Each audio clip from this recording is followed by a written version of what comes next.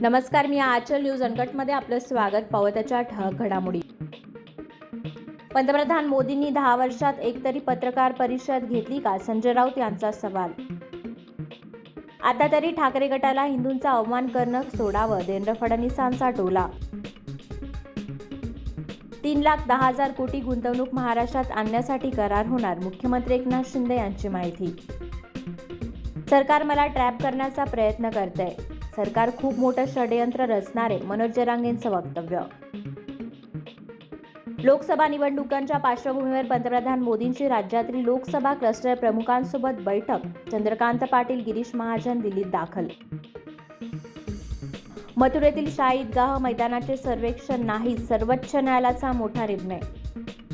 22 जानेवारीला 1 ट्रिलियन आर्थिक उलाढाल होणार, राम मंदिरामुळे व्यवसायाला चालना. पंतप्रधान मोदींनी मनमानी करू नये, प्राणप्रतिष्ठा सोहळा पुढे ढकलावा, शंकराचार्य अविमुक्तेश्वरानंद यांचं आव्हान. महानायक अमिताभ बच्चन होणार रामनगरीचे रहिवासी, अयोध्येत खरेदी केली 14.5 कोटींची जमीन.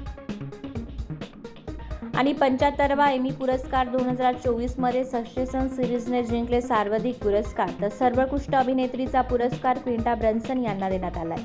धन्यवाद.